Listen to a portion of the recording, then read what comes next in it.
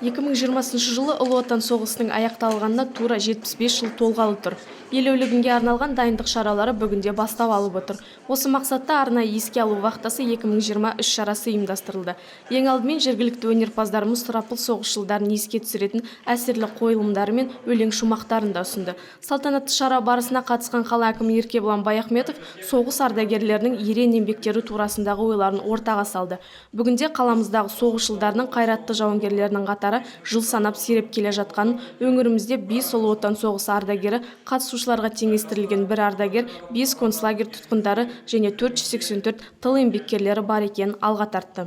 Біз болашақта Ұлы Отан соғысы туралы есімізде сақтау үшін қолымыздан келген бәрін жасауымыз керек. Шайқаста өмірден алып қалғандар есімізде, жүрегімізде мәңгіге қалады.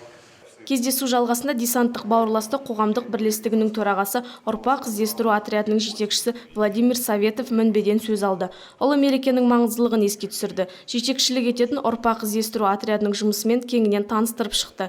Ерлікпен қаза тапқан барша жауынгерлерімізге тағзым етіп, оларды мақтан тұтатынын да атап көрсетті. Содан кейін қала әкімінің орынбасары Гүлназ Әбілова сөз алып, 75 жылдық мереке қарсаңында жоспарланған іс-шаралар барысымен таныстырып өтті. Согласно готовящимся плану мероприятий по подготовке и празднованию Дня Победы планируется реализовать порядка 10 проектов.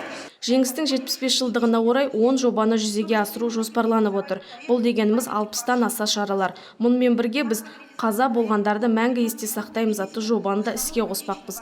Бұл жоба аясында мәңгі ала орнатылып, айналасы қалыпқа келтірілетін болады. Осы негізде қалалық бюджеттен 2,5 миллион теңге көлемінде қаражат бөлінбек. Сондай-ақ әскери даңқ музейін ашу қарастырылып отыр. Бұл үшін ауданы 300 шаршы метрді құрайтын үй-жайды әкімшілік тарапынан ұсынатын боламыз. Оның қалыпқа келтіру жұмыстарымен қала еріктілері айналысатын болады. Жиын соңында Ұлы Отан соғысы туралы естеліктің болашақта сақталу үшін барлық мүмкіндіктер жасалуы тиіс екендігі айтылды. Жоспарланған іс-шаралар жоғары деңгейде атқарылу үшін барлық жүйелер атсалысу қажеттігі де сөз болды.